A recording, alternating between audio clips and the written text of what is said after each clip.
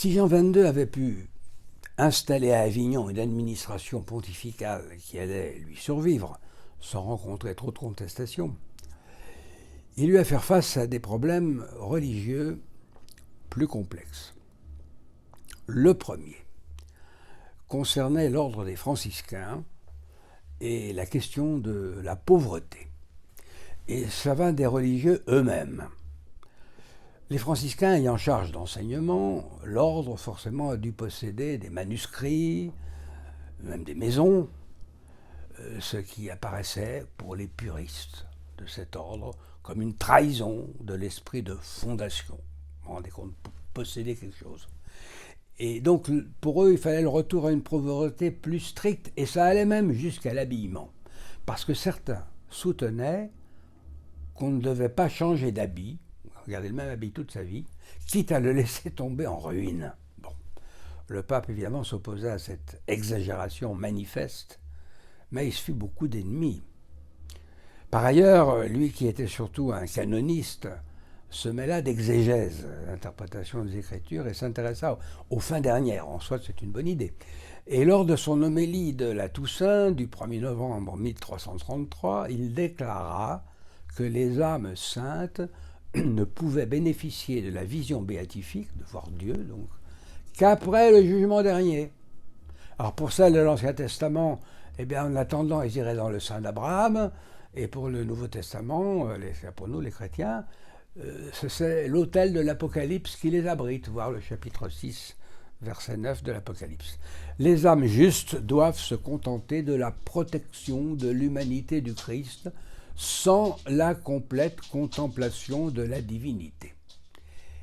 Alors, il y a eu des partisans pour le suivre, bien sûr, et tenir les mêmes propos à Paris. Ça, c'était plus embêtant, ce qui sema l'émoi, jusqu'à la cour. Et le roi Philippe VI de Valois tint même une assemblée de théologiens à Vincennes qui allait finir par donner tort au pape le 19 décembre 1333. Alors, immédiatement averti dès le début de cette assemblée, par les soins du roi, voyez-vous, qui voulait protéger le pape, Jean XXII se rétracta, suivant en cela les conseils précieux du cardinal Jacques Fournier, qui lui fit tout de suite savoir que le pape n'avait fait qu'exposer des opinions personnelles qui n'engageaient en rien le magistère. Et bien lui en prit, parce que le pape mourut le 3 décembre 1333. Et le cardinal Jacques Fournier lui succéda, élu à l'unanimité sous le nom de Benoît XII, le 20 décembre de la même année 1333. C'était un docteur en théologie, diplômé de Paris, ancien abbé de Fontfroide et aussi ancien inquisiteur. Donc il comprit donc la nécessité de produire un document magistériel pour mettre fin à la querelle de la vision béatifique, et ce fut la bulle Benedictus Deus de 1336.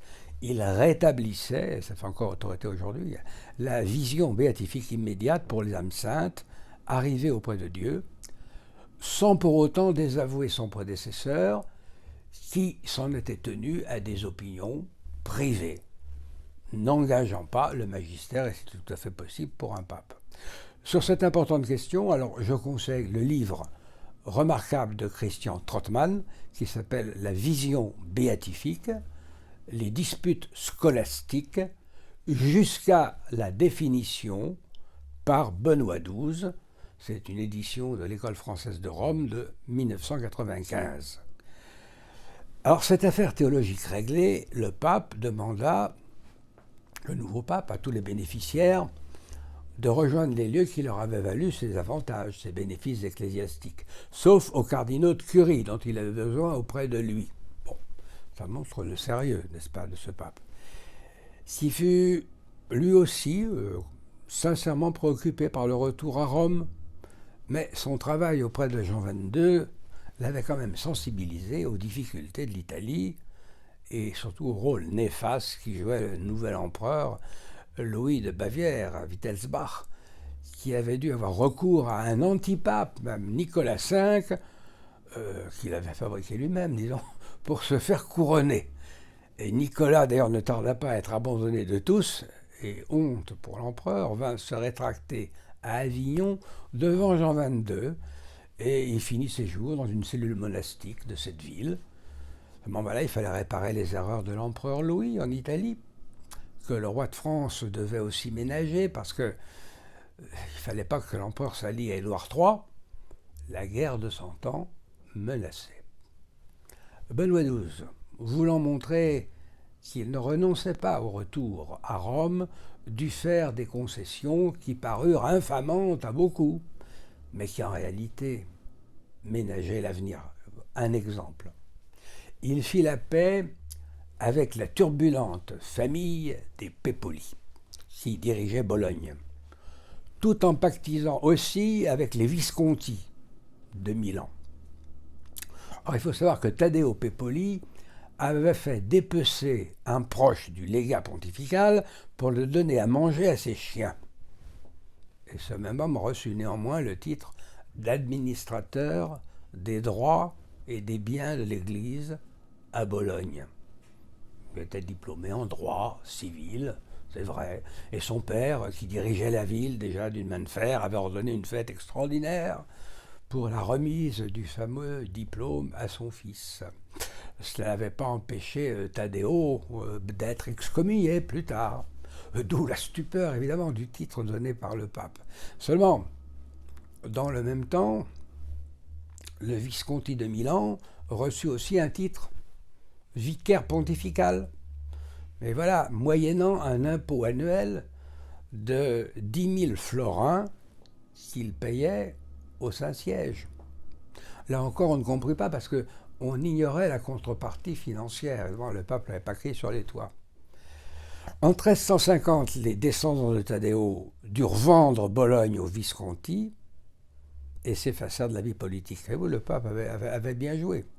On comprit mieux alors la politique du pape qui faisait s'opposer entre eux les tyrans italiens locaux, d'autant plus facilement qu'ils résidaient à Avignon.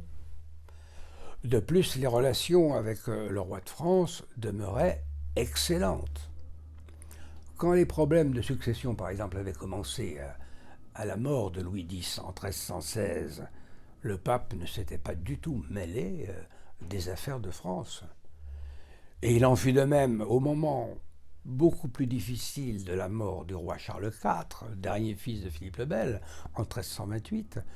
Jean XXII approuva la décision des barons français qui désignaient, au nom de la loi salique, le neveu du roi Philippe IV le Bel, Philippe de Valois, qui devient Philippe VI de Valois, et non pas Édouard III d'Angleterre.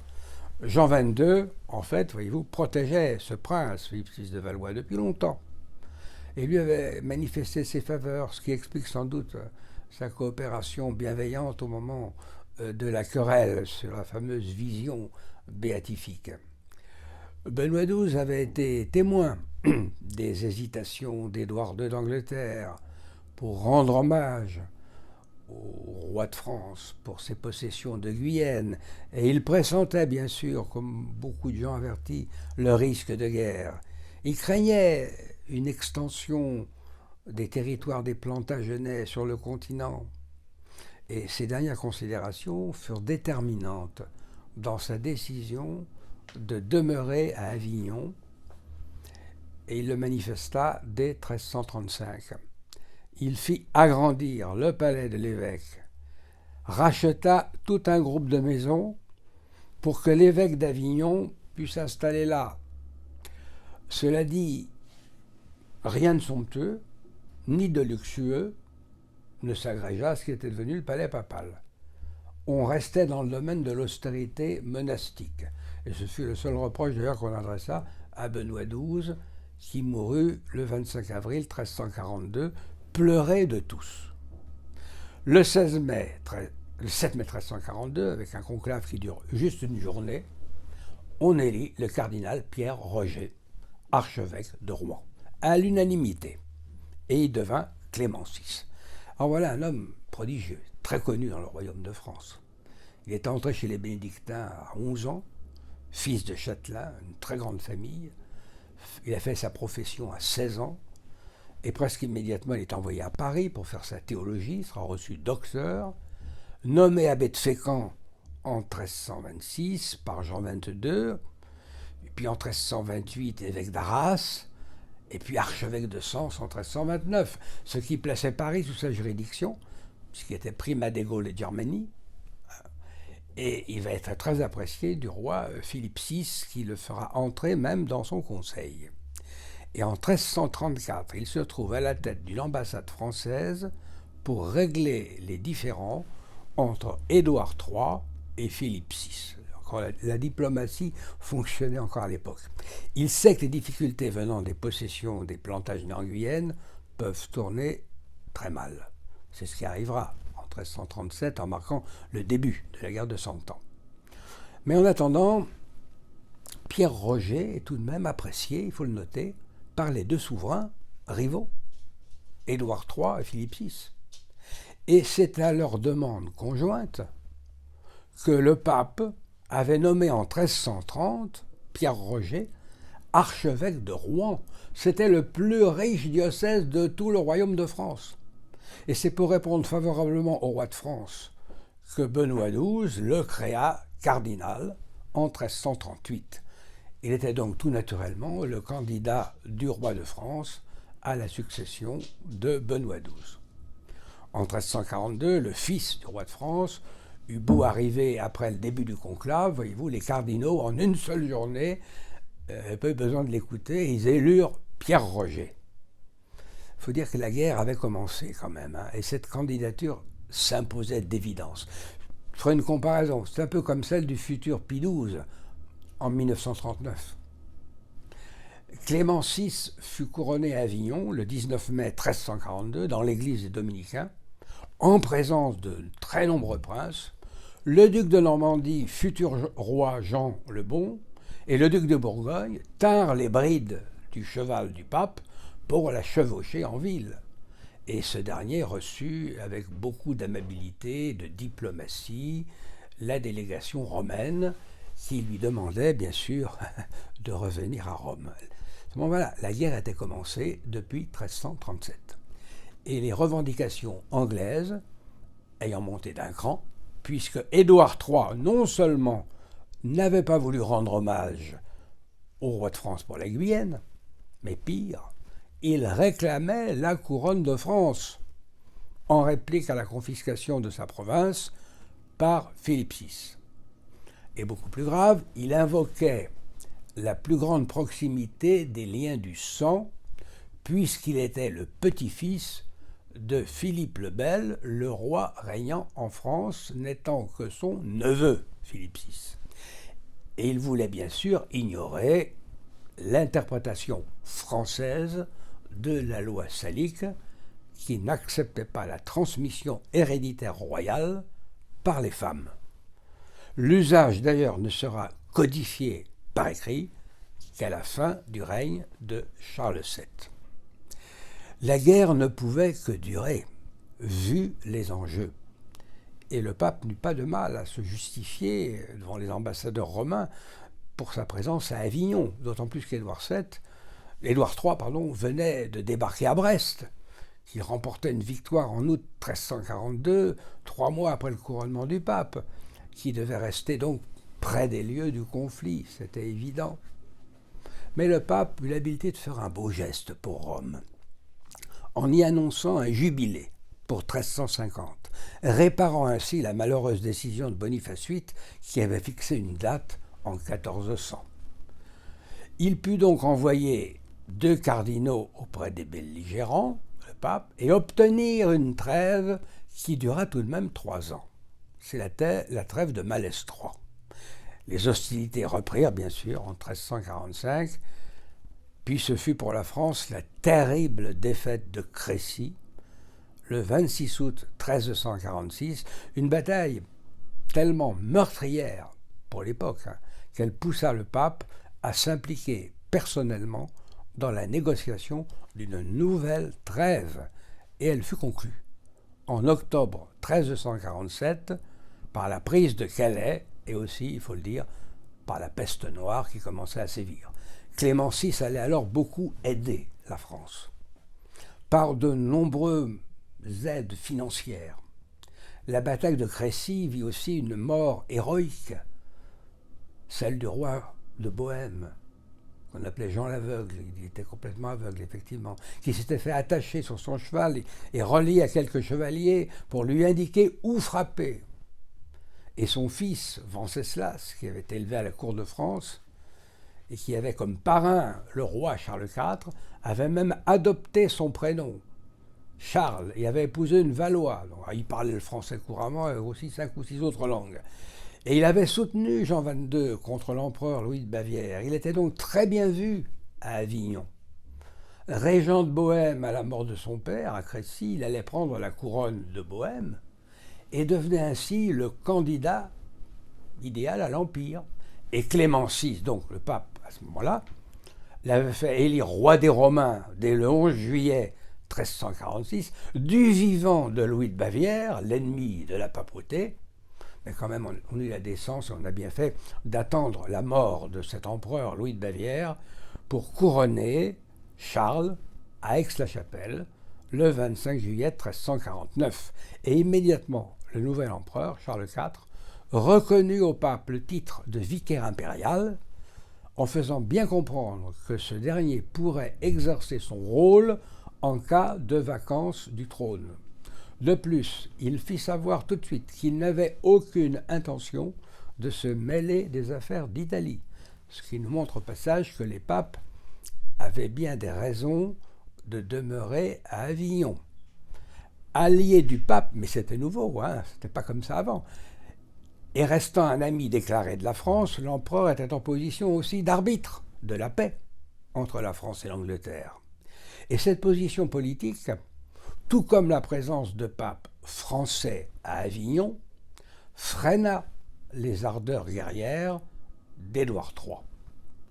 Cette présence apparaissait de plus comme devant durer, considération faite des travaux entrepris dans la ville, parce que là, ça va être autre chose.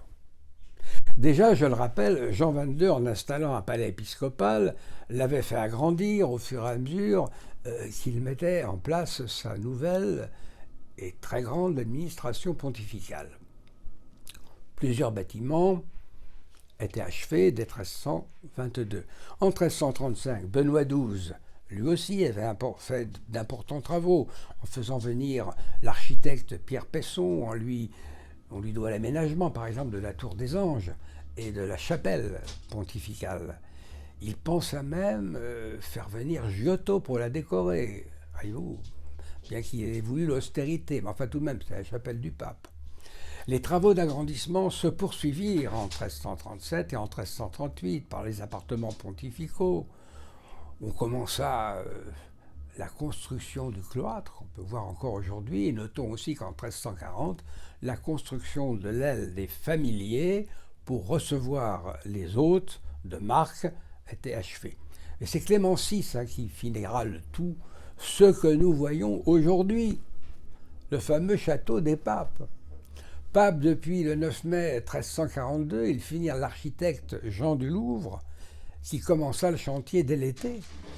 2 nouvelles tours en 1343, puis il s'attaqua au nouveau palais, et cela donna au total un palais de 6400 mètres carrés de superficie en 1351. Et des peintres vinrent spécialement d'Italie, mais aussi de toute l'Europe. Jean Froissart a pu alors dire qu'il tenait cette maison pour la plus belle et la plus forte maison du monde. Tout ce qui convient pour la résidence du chef de l'Église catholique.